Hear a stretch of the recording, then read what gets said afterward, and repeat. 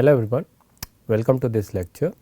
So, in this lecture we will continue our discussion regarding the efficient domain extension protocol for perfectly secure broadcast. So, we will use the warm up protocol that we had seen in the last lecture, and using that we will see the actual domain extension protocol. The domain extension protocol that we will discuss in today's lecture will have exponential running time, exponential computation time, and later on we will see how we can modify the protocol so that its running time becomes polynomial time. So, just a quick recap regarding the warm up protocol.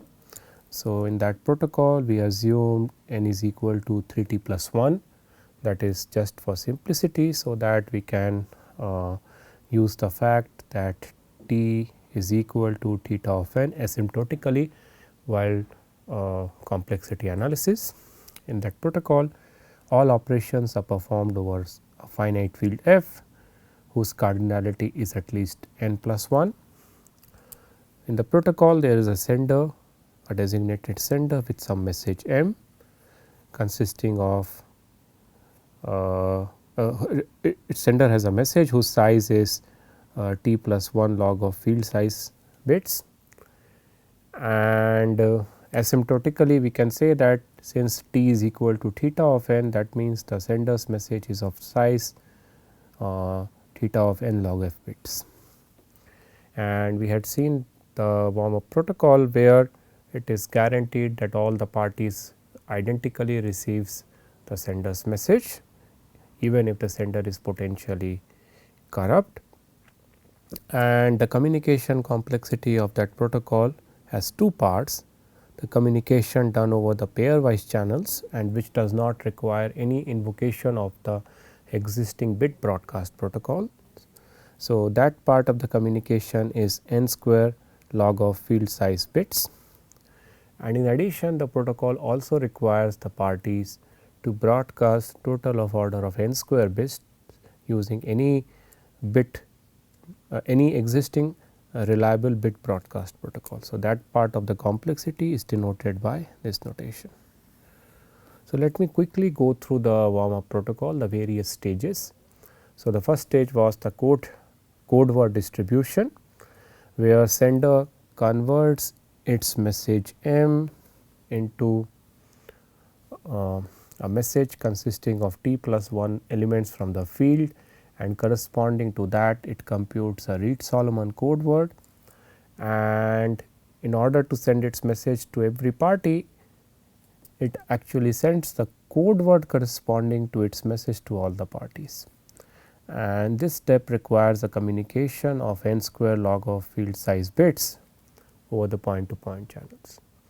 If the sender is honest, not under the control of the adversary, then it will send the identical code word to all the parties, but it is not guaranteed that sender is always honest. A sender also could get under the control of the adversary. So, in the rest of the protocol, the parties verify whether the sender has sent a common code word to sufficiently many parties, and if it has sent a common code word to a sufficiently many parties, then that code word is somehow get transferred to all the parties who may not have received the same code word from the sender if sender would have been honest.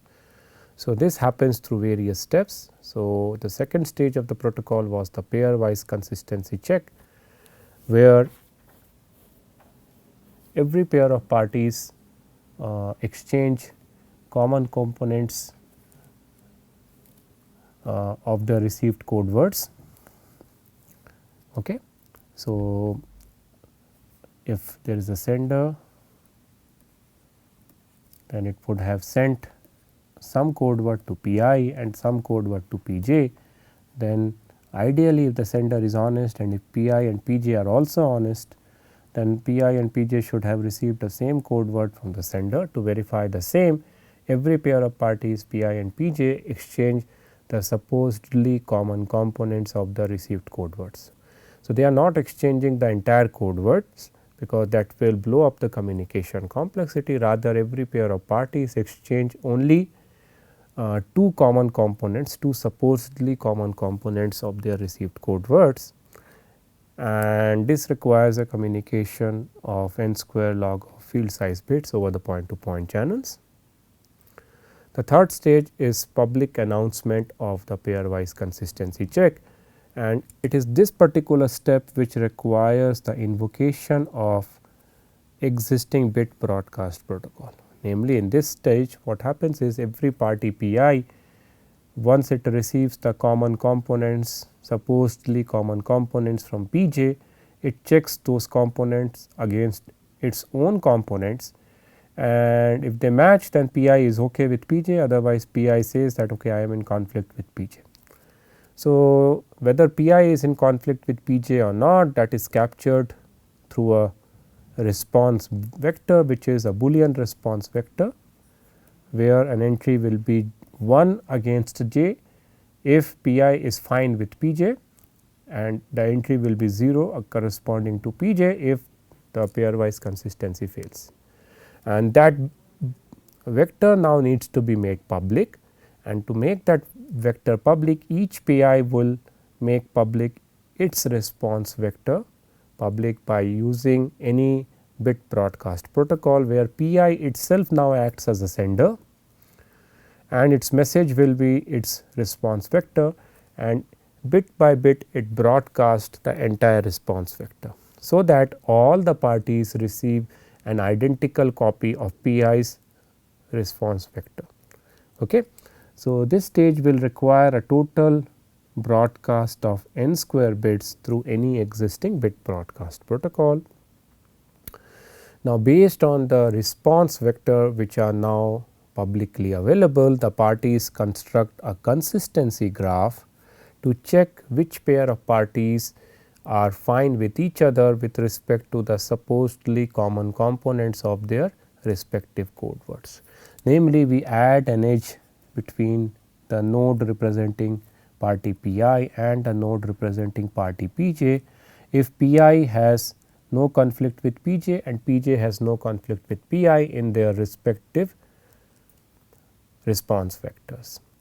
And then we check whether sufficiently many parties are pairwise consistent with each other. Namely, we check whether there exists a clique of size at least 2t plus 1, which should be present in the consistency graph if sender has behaved honestly, because if sender has behaved honestly, then it should have sent the common code word to all the honest parties in the system, and there are at least 2t plus 1 honest parties guaranteed in the system. So, those 2t plus 1 parties will definitely constitute a clique. Of course, there could be more parties, more than 2t plus 1 parties who can be pairwise consistent, but if at all sender is honest, then it should be guaranteed that at least 2t plus 1 parties are pairwise consistent. So, that is what the parties check by checking whether there exists a clique of size at least 2t plus 1. Clique means a complete graph of size at least 2t plus 1. If such a clique exists, then that clique parties, the set of clique parties is considered as the core set of parties, and in that clique at least t plus 1 parties are guaranteed to be honest. At least t plus 1 parties are honest in that clique. Of course, not all the honest parties necessarily be a part of clique. That can happen, say for instance, if the sender is corrupt and it has sent an identical code word to only t plus 1 honest parties in the system, and the rest of the honest parties in the system have got a different code word. Even in that case, it may so happen that we get a clique of size 2t plus 1, because the corrupt parties may say in their response vector that they are not in conflict with the honest parties. So, t plus 1 honest parties along with t corrupt parties can constitute a clique of size 2t plus 1. That also is one possibility. If a core is not found, then that definitely implies that a sender is corrupt and the parties stop the protocol there itself, and they take a default message on the behalf of the sender, assuming that sender wanted to broadcast a string consisting of t plus 1 log of field size number of zeros. However, if a click is obtained, that means that guarantees that all the honest parties in core have received a common code word, and then the goal will be to somehow ensure that even the honest parties outside core, if there exists any such honest party, they should also get the same code word. So, for this, in the same state, the parties redefine the ith component of their received code words. They forget what exactly was the code word they would have received from the sender. They redefine their ith component based on whatever communication they had from the parties in core during the pairwise consistency check. That will ensure that each PI gets the ith component of the common code word held by the parties in core, and this stage does not require any communication because everything happens locally on the consistency graph. And then the last stage is where every party PI exchanges its redefined component of the common code word held by the parties in core, and then the parties apply the Reed-Solomon error correction on the redefined components to ensure that every party, whether they are part of core or not, irrespective of that, they get the common code word held by the honest parties in core. And this stage requires a communication of n square log of field size number of bits over the point to point channel. So, that was the warm up protocol. Now, let us see that how we can plug in that warm up protocol to get the domain extension protocol. In our domain extension protocol, sender will have a bigger message now. Its message will be consisting of L bits, where L is at least t plus 1 times log of field size. Okay. Now, the sender's goal is to send this message identically to all the parties, and it should be guaranteed that even if the sender is potentially corrupt, all the honest parties at the end of the protocol receive an identical message, output an identical message on the behalf of the sender. It should not happen that if the sender is corrupt, then an honest PI outputs one string of length L bits and another honest party PJ outputs a different string of length L bits. That should not happen. So, to do that, sender does the following: it divides its message M into chunks of size t plus 1 log f, and for each such block, each such chunk, it runs an instance of the warm up protocol that we had discussed till now.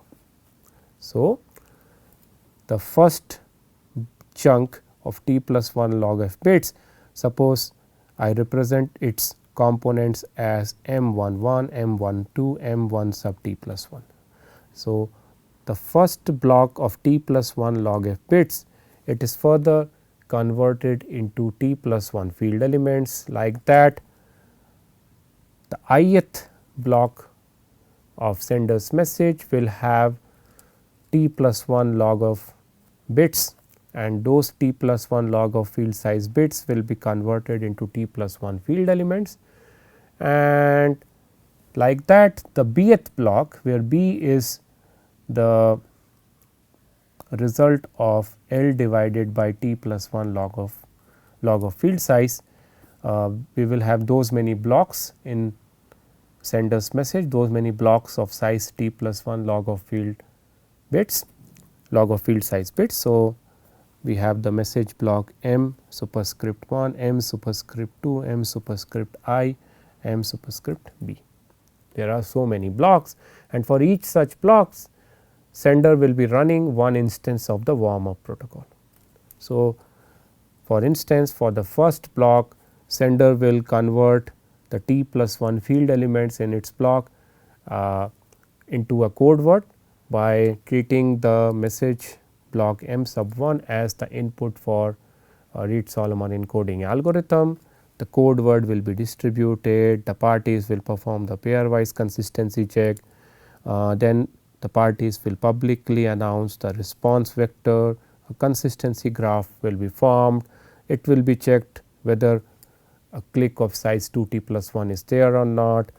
If it is there, then the code word components will be redefined, and somehow and then the parties will somehow ensure that through the help of the redefined code word components, all the honest parties end up getting the code word held by the honest parties in code 1. In parallel, for the ith block, the same computation will be performed: code word distribution, pairwise consistency check, announcement of the response vector, consistency graph formation, core formation, core checking, and then if the core is present, then ensuring that the common code word held by all the honest parties in core I gets transferred to all the honest parties. And in parallel, a similar computation will be performed for the bth block, bth instance of the warm up protocol.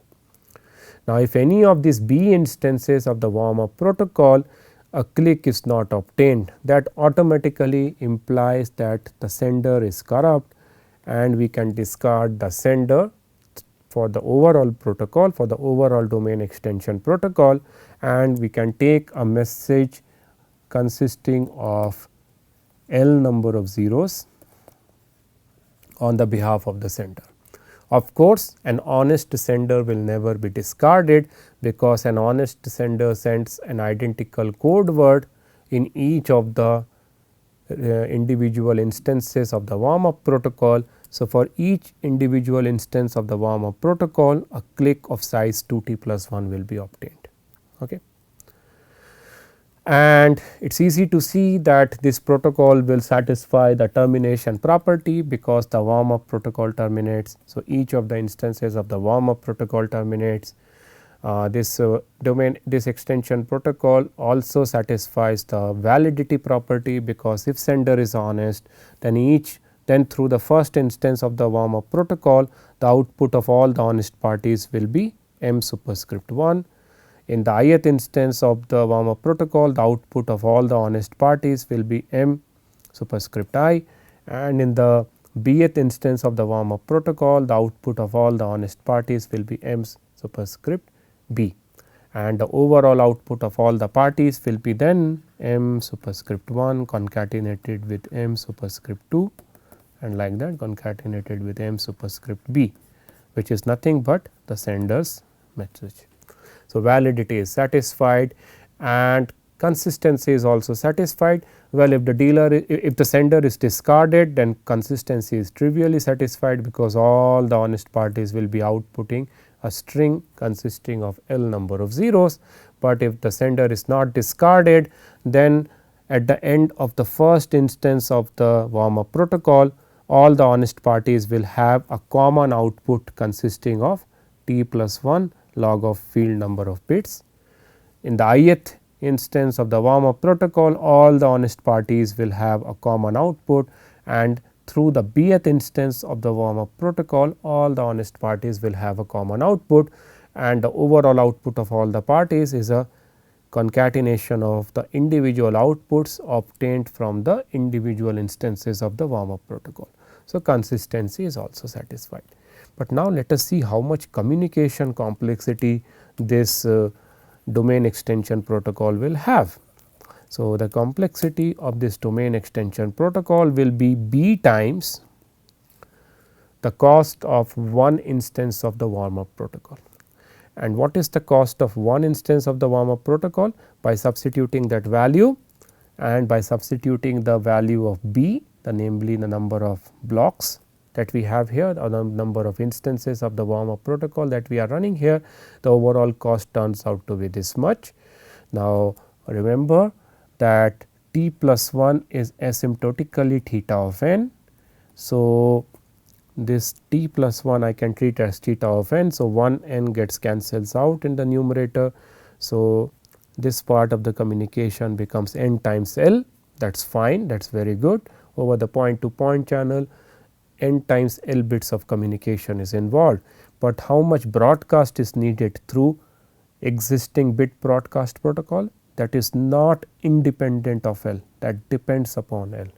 This factor, the amount of broadcast required to be done through the existing bit broadcast protocol, that is not independent of L, that depends upon L, and that and that loses the whole purpose of the domain extension. The whole purpose of the domain extension protocol was that we wanted to have a broadcast protocol, overall broadcast protocol, where the number of instances of the bit broadcast is independent of the sender's message, namely L, but that is not happening right now. Okay. So, even though it looks like that we are very close to the goal of achieving a communication complexity of n times L, asymptotically we have not achieved the actual goal, because we still have a broadcast complexity, namely the number of instances of the bit broadcast that we require, which is proportional to the size of the sender's message. However, we observe the following here. So, this is the naive way of dividing the sender's message into blocks of size t plus 1 log of field size and running b instances of the warm up protocol.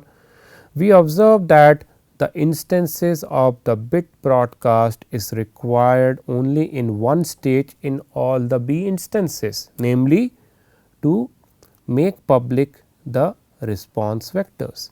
So, there are b such instances of warm up protocol, and that is why there are b response vectors computed by every party, one for one instance of the bit broadcast.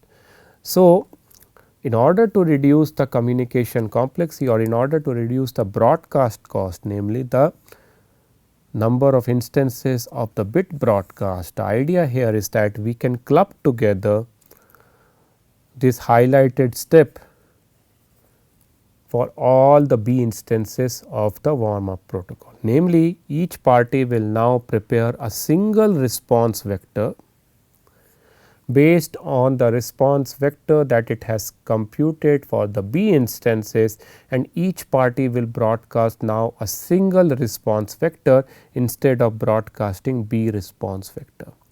Accordingly, each party will be constructing now a single consistency graph, a single graph for all the b instances of the warm up protocol, and based on that a single core set will be identified. Let us see how that can be possible. So, this is the way sender has divided its message into big B number of blocks, where each block consists of t plus 1 log of field size number of bits. The first two stages of the warm up protocol will be common for all the B invocations of the warm up protocol, namely for the first message block m superscript 1, the sender will compute the corresponding code word and it will distribute the corresponding code word, and the parties, every pair of parties will exchange two supposedly common points on their respective local code words. In the same way, if we take the ith block, corresponding to that sender will compute the Reed-Solomon code word, distribute it to the respective parties, and every pair of parties will exchange the two supposedly common points on their respective local code words, and like that for the bth block a Reed-Solomon code word will be computed.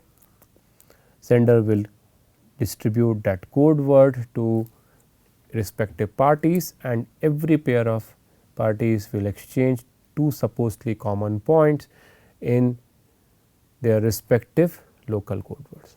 That part will happen for all the B instances, and this stage will these two stages will require a communication of order of NL bits that we have already seen.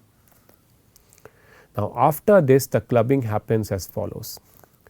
Each party Pi will be now constructing a combined Boolean response vector across all the B instances of the warm up protocol. So, locally it would have constructed B number of response vectors, okay.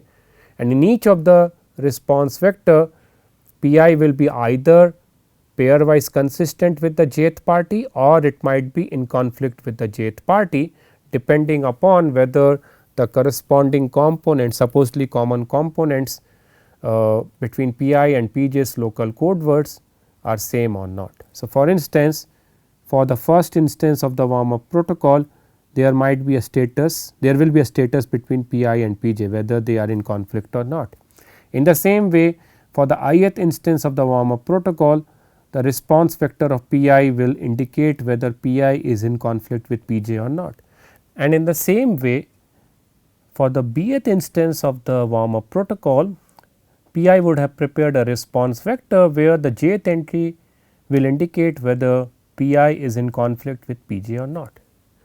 Now, ideally, if the sender is honest and if both Pi and Pj are honest, then Pi should not be in conflict with Pj in any of these B instances. That means, Pi should be consistent with Pj in the first response vector, Pi should be consistent with Pj in the ith response vector, Pi should be consistent with Pj in the bth response vector.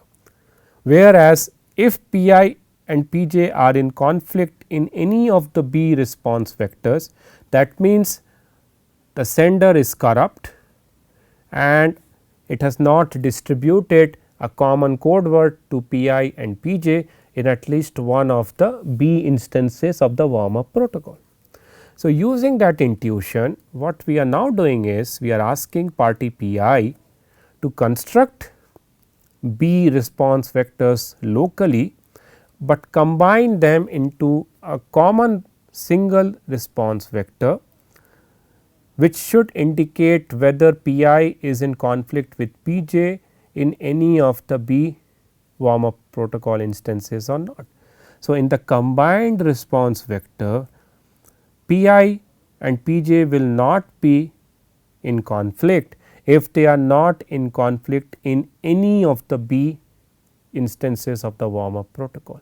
But even if there exists one instance of the warm up protocol where Pi is in conflict with Pj, then in the combined response vector Pi will be in conflict with Pj. So, in which particular instance of the warm up protocol Pi and Pj are in conflict, that is not important. So, that is the idea behind constructing this one combined Boolean response vector.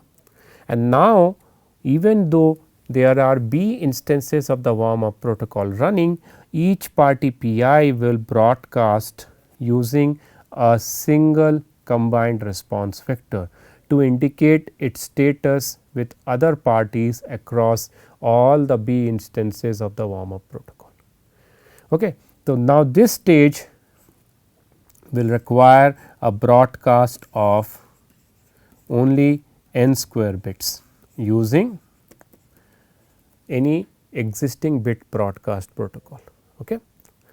Now, based on the combined response vector broadcasted by every party, a single consistency graph is prepared where the condition remains the same. Namely, we will say that parties Pi and Pj are fine with each other if in their respective combined response vectors they are fine with each other. Namely, Pi's response against Pj is 1 and Pj's response against Pi is 1. And then parties check whether there exists a core set, a single core set in this combined consistency graph by checking whether a clique of size at least 2t plus 1 is there or not. Okay. If the clique is not obtained in this single consistency graph, if the clique not obtained,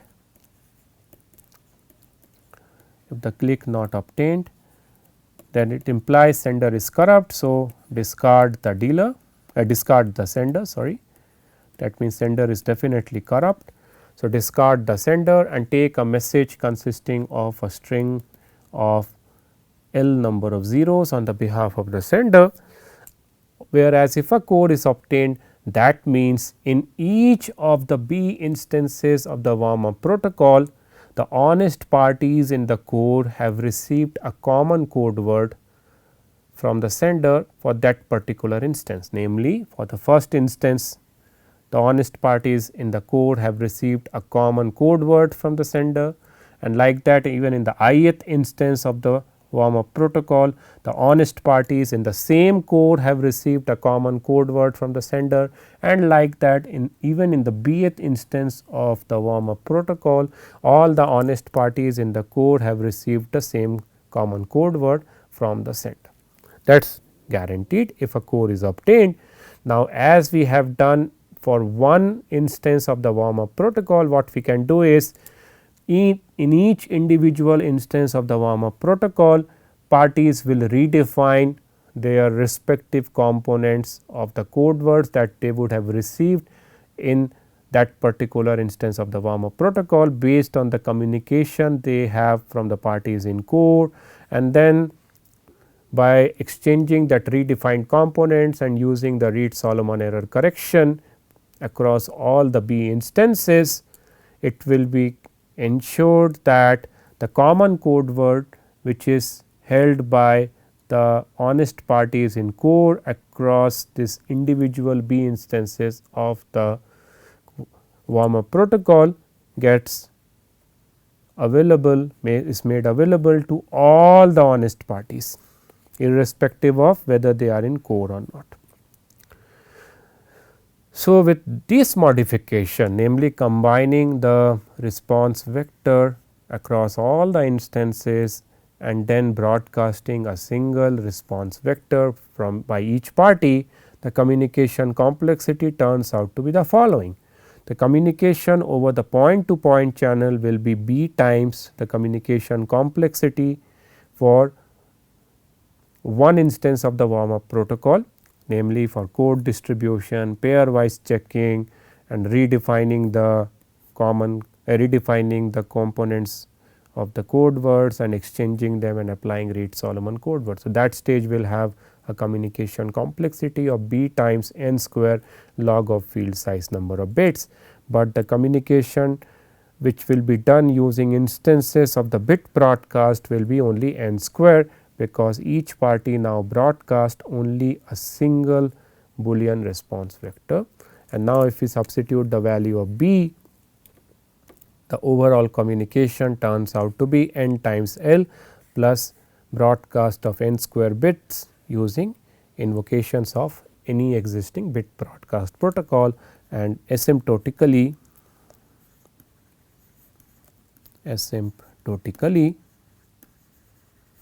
this becomes order of NL for a sufficiently large L, okay. And that will be the optimal communication you expect from any broadcast protocol, because in order that sender's message is available to everyone, sender has to communicate its message to all the n parties, and that trivially involves a communication of theta of NL bits, and the overall cost of the protocol that we have designed is order of NL. However, the downside of this domain extension protocol is that it requires the parties to perform exponential amount of computation, because to check whether a core is present in the system or not, they have to check whether a click of size at least 2t plus 1 is present in the consistency graph, and finding click requires performing exponential amount of computation. So, even though communication wise we have now got a very good communication efficient bit broadcast protocol, the amount of computation which is required in the protocol is exponential time. So, now our next goal will be to somehow modify the protocol so that the protocol does not require performing exponential amount of computation.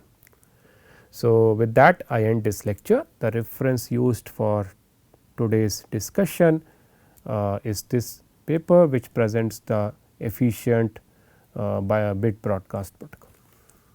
Thank you.